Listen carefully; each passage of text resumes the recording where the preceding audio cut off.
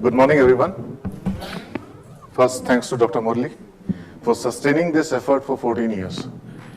And a compliment to him that he's the same what he was 14 years back. He's the still same young person with all divine waves coming from him all the times.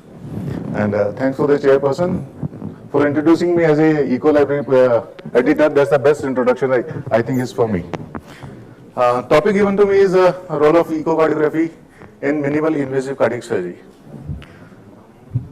My presentation will be about what basic is minimal invasive mix is, how we do it, how the things have been progressed over the years, what we as anesthesiologists are supposed to do in that case, in those MICS cases, and how it is helpful in the patient management, and then I'll just try to conclude it. If you remember, the older operation theaters used to be like this, the crowded ones, but over a period of time the things have changed, and we have got an operation theater where you hardly see 2-3 people and the rest of the team is sitting outside enjoying their coffee. So in this transformation is possible with the help of monitoring, with the help of tools, with the help of knowledge, and with the help of advanced technology, artificial intelligence, and all those things. So we anesthetists are not behind it. And let's see what the minimal invasive surgery and the cardiac surgery evolution started. Initially we had 2D video scope, then we changed to the 3D versions so that we can see the things as we see live. We started with minimal invasive mitral valve surgery, then we tried minimal invasive coronary surgeries, then aortic cross clamp, Chitwood clamp came, and mid-90s, the on-pump surgeries were also planned on with minimal invasive surgeries, and the issue was that how to put the cross clamp, how to give cardioplegia. But with this development in the surgical techniques and the instruments, even that was possible. Then came the robotic, very fashionable thing to start, but very costly. But it is in practice in many institutes. Then there were voice-operated computer systems. Then Maze surgery was made with minimal invasive procedures, and then they came hybrid operation theater with the cardiologist and the surgeon. They combinedly operate on the patient with least invasion, least incision to the patient. The concept was that post-operative pain and respiratory function should be reduced. That was our main aim. And the thing started with the patients who were not fit for surgery, meaning by other than the cardiac lesion, they have got a respiratory dysfunction or other symptoms which were making them a high-risk patients. In those patients, the surgeons wants to go with least invasion so that those functions which are borderline or less than the normal, they are not disturbed and the patient continues with those functions, and he has a better life with that. So respiratory dysfunction, chest instability, chronic pain, these were all the things which stimulated the surgeons to go and take up those cases and go for the surgery. They started with mini sternotomy. Instead of full sternotomy, the half of the sternum was cut, especially in the aortic wall and the other surgeries.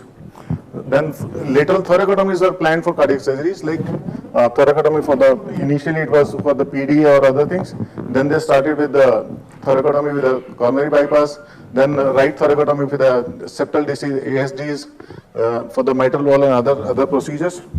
And there were other incisions like left thoracotomy, right infraaxillary thoracotomies, all these things were started. The aim was that patient should have least incision, his respiratory functions and pain is well taken off after the surgery. So which are the cardiac procedures in which the minimal invasive procedures are done? If we numerically go, it is by aortic wall replacement, nowadays mitral wall repair replacement, coronary artery bypass grafting, LV pacing, in case the endocardial pacing fails, you can put LV pacing, epicardial pacing can be done with thoracotomy. Complex ASD, high-risk patients, redo surgeries, sometimes redo surgeries become very difficult because of expected adhesions inside the chest. So instead of going directly into pericardium, the procedure plan is that they go through the thoracotomy, and from pleura side, they open the pleura pericardial layer and the heart is in front of you. So the complex surgery becomes easy because there is a risk of sternotomy, re-sternotomy, the saw cutting into the chambers or the vessels or the grafts, so that can be avoided. Then combined procedure like mini AVR with stenting, mini mitral valve replacement with stenting, robotic surgery and all. So if you see practically, most of the cardiac surgeries, surgeons who are aggressive or mixed, they try to do them with a mixed surgery. But it's not that all the surgeries, still there are many surgeries which require sternotomy. But over a period of time, more and more surgeries are done with the minimal invasive technique. So it is what we used to do earlier, and now this is what the patient has after surgery now. So the patient with a huge COPD, atelectasis, bronchial asthma and all, when their respiratory functions are already deranged, and you open the chest, open the pleura, because of plane he doesn't breathe. So the post-operative period or course becomes very difficult for the patient to come out of it. But if he has a little bit of incision on the right thoracotomy, so he maintains the life much better than otherwise. And this is what the operation theater scenario looks like. There are some femoral cannulations and a small incision through which the heart is accessed. What are the advantages? Why do you want to do it? There's decreased stay because sometimes even the ribs are not cut, the ribs are just spread away, and you go to the heart through the ribs instead of cutting the ribs. So the pain part is reduced. Less surgical trauma, reduced pain and stress response.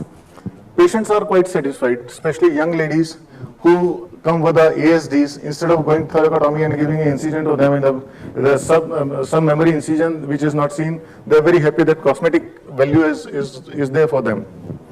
Then patient satisfaction, he is walking second day. Reduced hospital utilization, the resources are reduced. Moment patients start walking, his inotropes are gone down, his IV lines are out, and your services given to the patient of intensive care goes down. And there are lower possibility of wound healing and infection, reduced perioperative blood loss as well. But there are certain disadvantages also, like increased operation room times. ASD, which will take 2.5 hours, probably with minimal invasive technique, it will take 3-4 hours because cannulation and everything takes time. There's decreased surgical exposure. Through the minimal access or through a hole or through less incision, you have got a limited view of the surgical area, the part you want to operate. So the surgeon has to struggle all the time. And there's a significant learning curve. And residency level, I don't think any of the cardiac surgery resident is given to go ahead with the minimal invasive surgery directly. They always say you do the traditional thing first, and then you become consultant, then you try the minimal invasive. So the learning curve for the minimal invasive surgery is quite long. So what is the role of anesthetist? Whenever a surgeon plans his operation with minimal invasive procedure, there are certain expectations from anesthetists which we have to comply, which we have to tell them, okay, this is correct, this is not. We have to make a perioperative diagnosis because the patient is being diagnosed with something, and we have to give the surgeons a complete diagnosis whether this patient is fit for this or not. So this is the basic expectation from an anesthetist. Then the surgeon needs our help for cannulation. He needs to see where the wire is going, where the cannula is going. That is all through the echocardiography help. Then cardioplegia delivery is correct or not, and monitoring is done by echocardiography. So in entire scenario, the anesthetist, apart from anesthetist, he becomes a peri-operative echocardiographer. He has to give all the information to the surgeon that what you are doing is correct, whether you can do these things or not. So other than the anesthetist, he becomes echocardiographer as well.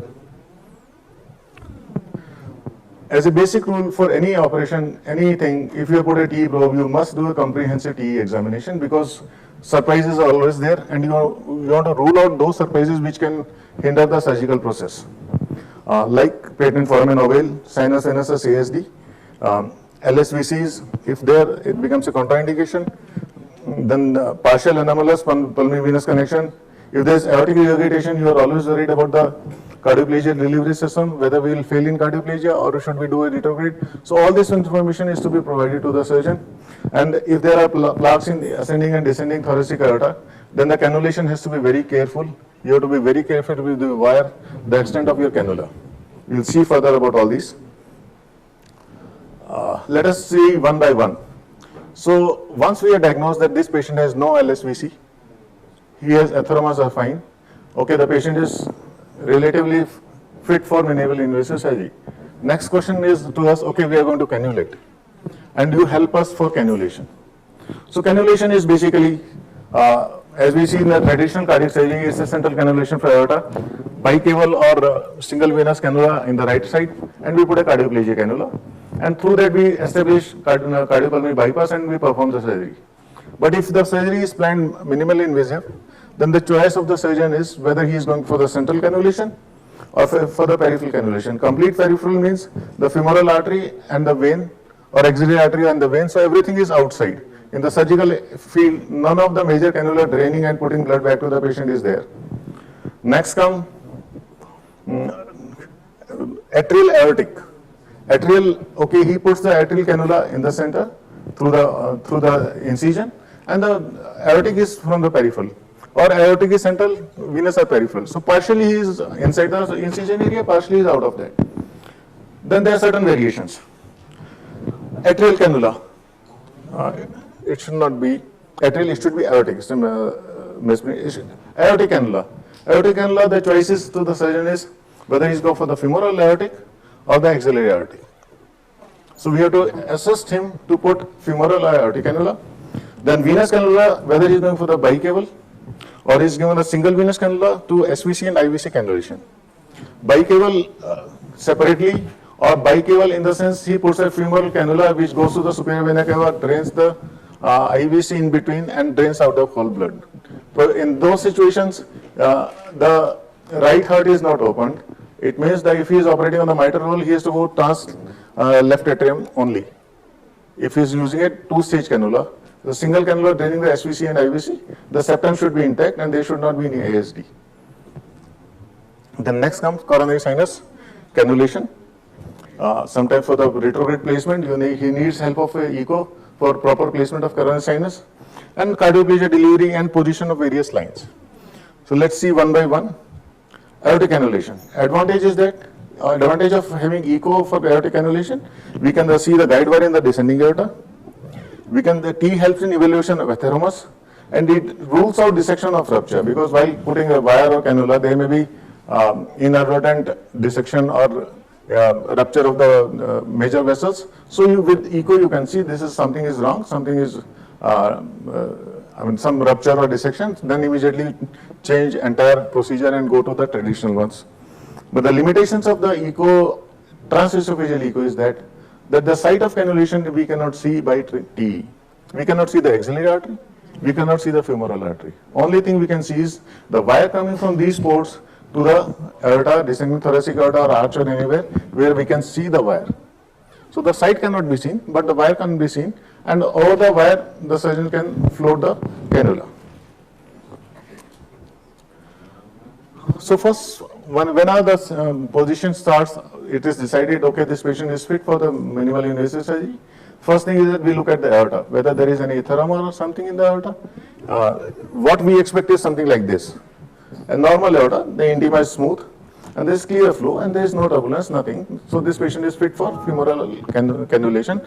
But there is situation you find that there is ulcerated atheromas, grade 2, grade 3, mobile atheromas. So in those cases, we have to make the surgeon conscious, at least aware that these things are present. They may dislodge, may embolize anywhere. So that risk remains. Depending on the risk and the benefit, they decide whether we continue with this or we continue with the traditional surgery. So first thing, you inspect the aorta as much as you can distally and as much as proximally. After that, you go further. Then how the cannulation is done? If you see in this video, this wire is floating in the aorta. So you check the wire, that wire is there well within the lumen. You check it with the color. If you see this wire is floating well in the center of the lumen. There is no dissection, nothing wrong. Wire is there, and on that wire, let the surgeon float the cannula, and you expect that there is a proper cannulation of the aorta, maybe in the femoral, maybe the axillary. If you see these videos, this video is not playing. Okay. Yeah. This video, if you see, the wire is attached close to the wall. Sometimes you may miss it. that wire is not there inside. So you have to be very careful to see that wire is there present in the lumen.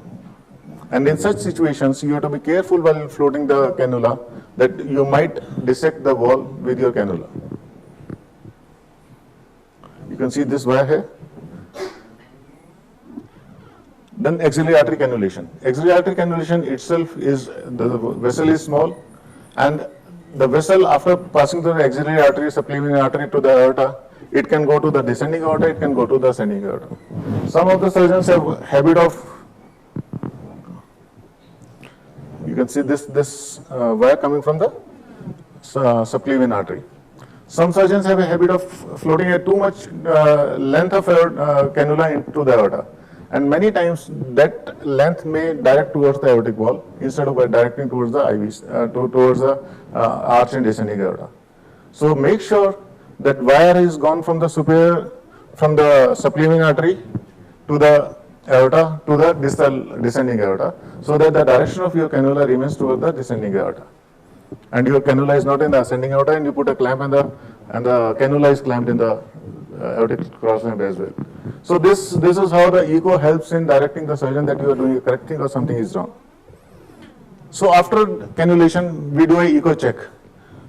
Echo check means, okay, we have done it, let me check it, everything is okay or not, then we go to the, so we rule out any dissection, we rule out any perforation, we check for direction of flow in the axillary cannulation, we check for the length of cannula inside the aorta in axillary cannulation, and after that we ask the perfusers to perfuse some 50-100 ml of fluid to see that the fluid is coming properly into the central cavity of aorta. There is no dissection. So once we go for echo check, then we go to the next step. Cardioplegia. The surgeries which are based on cardioplegia, they need to put the cardioplegia solution between the cross clamp and the coronary vessels. And that cardioplegia has to go through the coronaries to the myocardium to stun it, to arrest it. So it may be antegrade or retrograde cardioplegia. There may be sometime coronary sinus cannulation or TE guidance is required. We have to see whether the aortic wall is competent. Is there any aortic regurgitation? And we look for the main coronary arteries. Are they normal or something wrong, or how are they? So if we find there is aortic regurgitation, we may suggest the surgeon, okay, this patient has aortic regurgitation. Probably this might not hold the cardioplegia in the root, and you need to get the retrograde. So this is how you, with the echo, you direct the surgeon what to do. These are few videos. This shows the competent aortic wall, which is holding cardioplegia. And with the echo, we see when the cardioplegia is delivered, how it comes back from the coronary sinus. In the coronary sinus view, we just see blue color fluid coming, that is away from the transducer. It means the blood is going to the cardioplegia's root of the aorta, and after going through the myocardium, it is coming back from the coronary sinus back to the right side of the heart.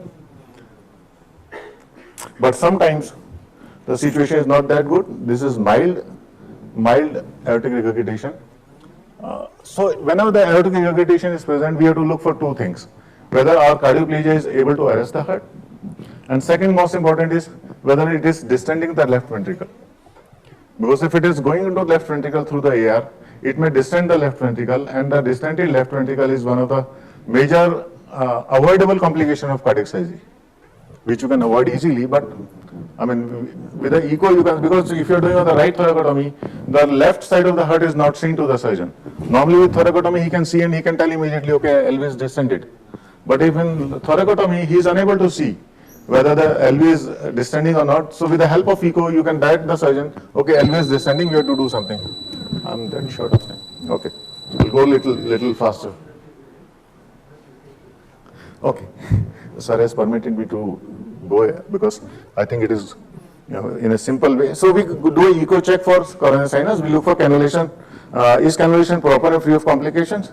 We look for the position of retrograde cannula in coronary sinus. Sometimes when you put a cannula in coronary sinus, it is too much inside or it is about to come out.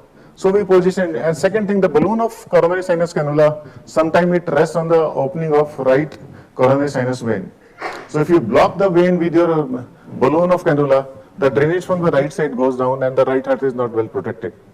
So all these things have to be checked, and post-operatively you check for any dissection of coronary sinus and all other things, because those are avoidable complications, and even if detected, you can treat them then. Afterwards, they don't give time to treat them. Now, venous cannulation. When you look for the venous cannulation, what are our expectation or anticipation in those cases?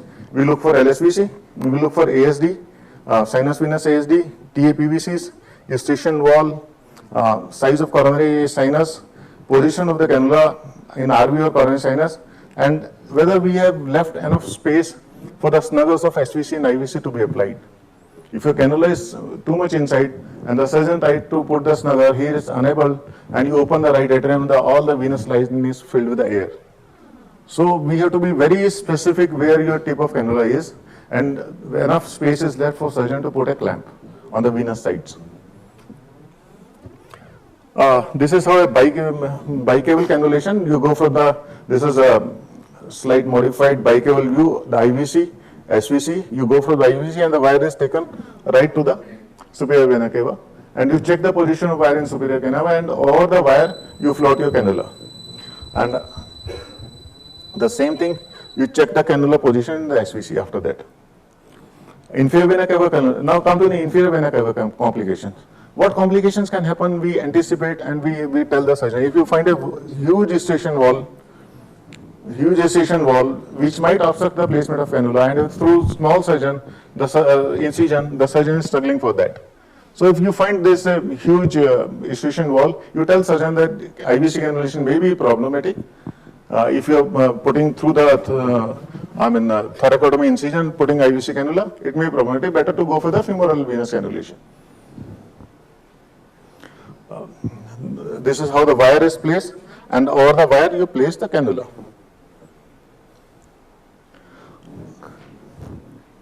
This placement of cannula in the, now this cannula, if you see, is well in the right atrium, IVC cannula. And to avoid it, we tell the surgeon, okay, withdraw the cannula. Some more time, or?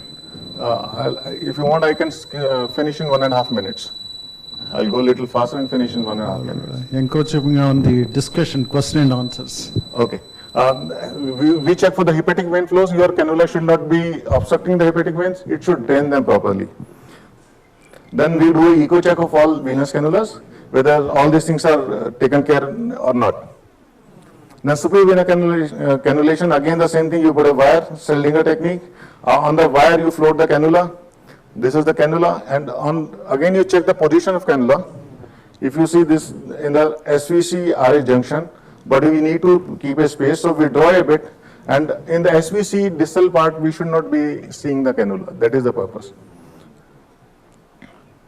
Immediately post bypass, we look for all these things. Dearing of all chambers as routine for all any traditional surgery. We look for IBP, position of IBP we check. Redo surgeries, there are certain other things like blood loss and all these things. We go a little more aggressive about them. Then a lot of work has been done, research has been done, paper published on minimal invasive mitral valve surgery. But basic is that what we have I've just spoken about, cannulation and other things. And the robotic surgery is a fashion. Then they compared the techniques with cardioplegia, with fibrillation heart, and this is how the things have evolved over a period of time from 2001 to 10. And even CABG thoracotomy, single vessel graft from descending aorta to the circumflex, quite easy with thoracotomy. These are certain research papers. So benefit, there is less trauma, shorter stay, quick overall recovery, dramatic improvement in patient satisfaction. But again, the technique has got certain limitations as well. There is certain research paper, there is meta-analysis by Modi and his group of 10 years experience, and they came out that, okay, the procedure is quite good, but you should be, justifying that why you are doing that procedure in that particular patient. Certain contraindications like emergency, hemodynamic unstable patient, relative contraindication, and all other things. And with this I conclude that TE remains the essential part of minimal invasive cardiac surgery program. TE is just not a diagnostic tool, TE is a diagnostic tool, a monitor tool, but now it has become a guide for the surgeon as well. A comprehensive TE examination is must. It provides the basic information and it rules out surprises during surgery. So TE provides the safe, secured environment to proceed for minimal invasive cardiac surgery. Thank you. Thank you, Dr. Rajesh, for extensive talk.